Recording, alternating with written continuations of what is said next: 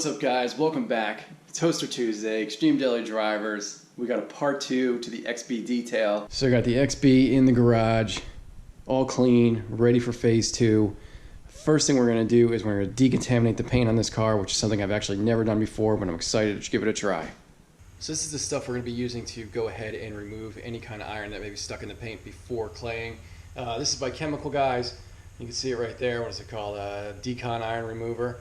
So as far as I know, every company who makes this kind of stuff is using the exact same product. There's some sort of chemical in here that reacts to rust and turns purple when it's sprayed. So we're going to go ahead and liberally spray the car down with this.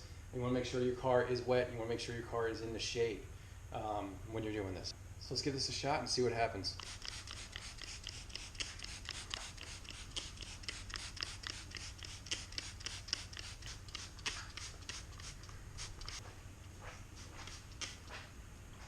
Alright, so I've never done this before. I used the product, I followed the directions, and so far there's been zero result.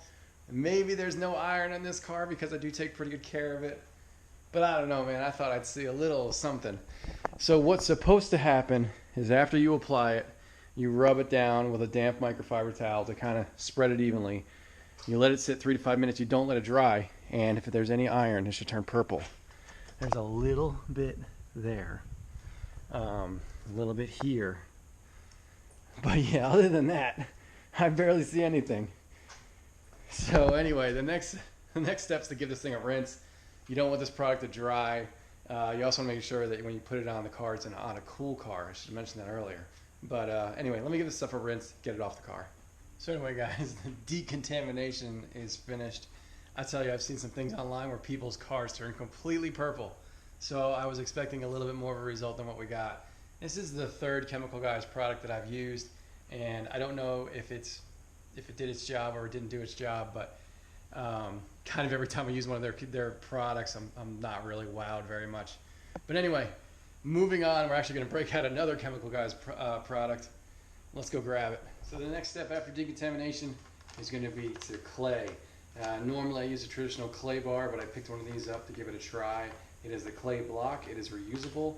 What's nice about this is you can drop it on the ground, which happens to everybody, and it can be rinsed off and reused. If you drop a clay bar on the ground, it needs to be thrown out. We're going to use this like you would use any traditional detailing clay. We're going to spray on some clay lube or detailing spray, and we're going to rub around. We're going to work small sections at a time, and we're going to go ahead and clean the paint.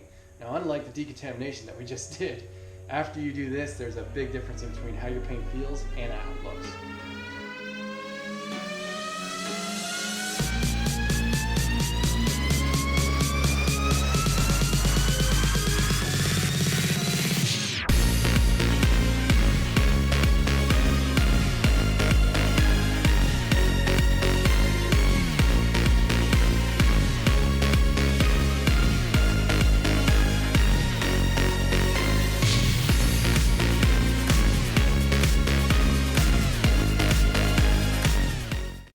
Now, between every couple panels, I like to go ahead and give the clay bar a rinse in just a bucket of soapy water. This is just Dawn dish detergent, and make sure that there's no oil or anything residue left on the clay bar, and then I go ahead and inspect it before I go ahead and continue on claying.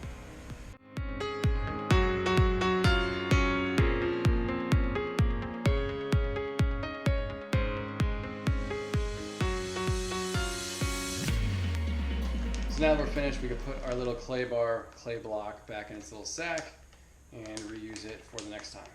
I want to show you guys real quick the rag that I used, or the towel that I used to clay the car. This is the towel, and you can see that it's pretty darn clean. This towel was not brand new, so it had some stains in it already, but for the most part, this thing is pretty clean, which shows you that the car was pretty clean to begin with. Now, if you're new to detailing, you've never done something like this before, and you're going to go ahead and give it a shot, your towel will not look like this. It'll be pretty black. But anyway, this is everyone's goal. You want to have a clean car, so we're making good progress. Now it's time to polish. All right, guys, let's take a minute and talk about polishing. So lots of different stuff laid out here on the table. We got polishing backing plates, polishing pads, all sorts of different polishes, and we have an actual tool here. So this is a Porter cable, 7424. I've had this thing for about 15 years. It's polished a lot of cars. If you look closely in the handle, you can still see some red from a Miata that I had over 10 years ago. Fantastic tool, great for beginners.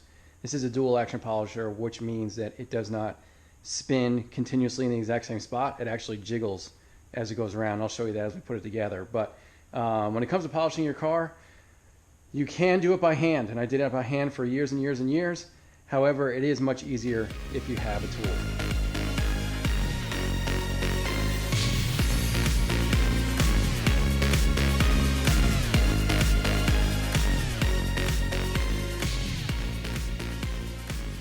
Oh, polishing is finally finished. Took forever, but it looks amazing. Now we're going to move on to putting on our LSP, our last step product, and we're going to use CarPro's Hydro 2. This stuff is a total game changer. The days of wax on, wax off are long gone. The way this stuff works is basically you spray your car down, then you dilute this stuff 3 to 1, spray this on the car, and then with a hard stream of water you spray it off, and that's it. It applies to everything: glass, plastic, rubber, obviously painted surfaces. It just leaves behind a fantastic finish that will last for up to 6 months. There'll be a link down in the product description if you want to pick up some of this stuff.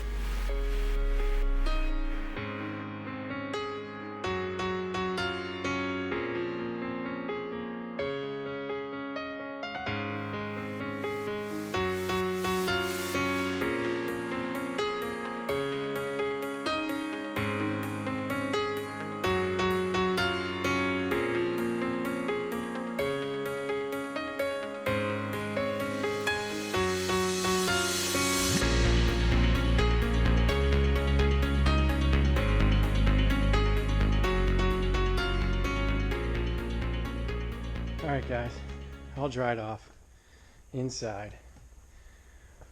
Whew. It's been a day, but it's finally finished. So anyway, we still got a lot more to do. We still got lots to do, man. I'm gonna let it sit here and we'll take care of the rest tomorrow. So you wanna know the easiest way to dress your engine bay? Let me show you. Alright, you guys know this thing is clean, right? So now we're going to go ahead and make it look all nice and new, and the way we're going to do that is with tire foam. Basically all you do, shake this stuff up and spray it everywhere. Now I don't want to spray it on my intake, but all this stuff back here. Get the paint. Oop. Get down in there. You really want to get it everywhere. And you don't want to get it on your belts too much, but it'll be alright.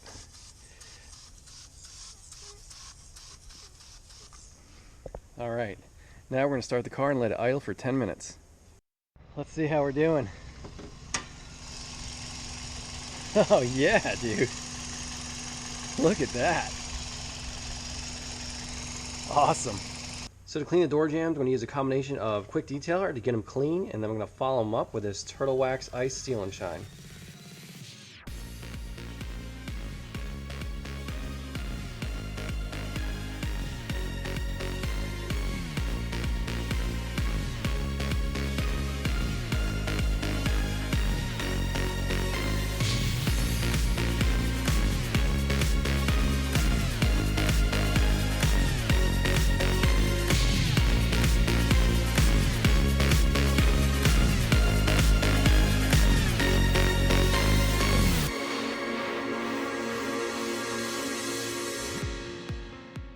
So it's time to clean the dash.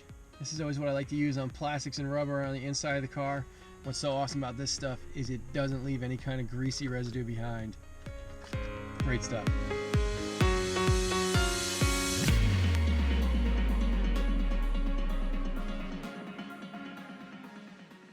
All right, now on to protecting the plastic and rubber on the inside of the car. We're gonna be using 303's protectant. Been using this stuff for like 20 years, man. Best stuff you can buy.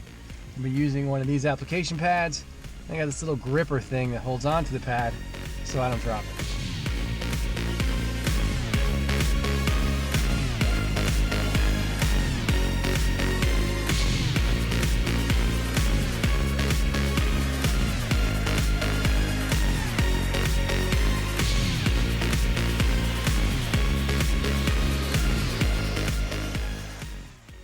more thing left for the interior, and that's an air freshener. Check this JDM air freshener out I got off Amazon, the CSX3. This is the squash scent, the legendary squash scent. So let me get this thing set up and let's see how it smells.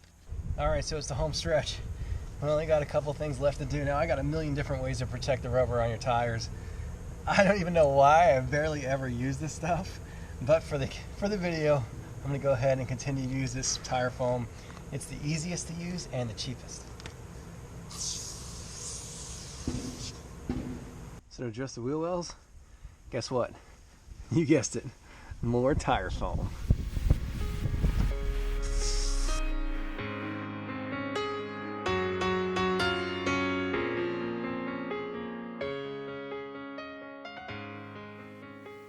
So I know what you're saying. Dude, there can't be anything more to do. There can't be anything more to do. You've done it all. There's nothing left to clean. There is something. And it's something that has to be done, despite the fact that I don't want to do it because it's going to be a pain in the butt. But we have to do something about this tailpipe. And it's been tarnished. And I tried to hit it up with a little pad and some polish just to see what would happen. And look how good it came out. Now, I can't do the rest because it's too close to the bumper, which means I have to go ahead and remove the muffler to get it cleaned. Yeah, it sucks, but we're going to go ahead and do it anyway.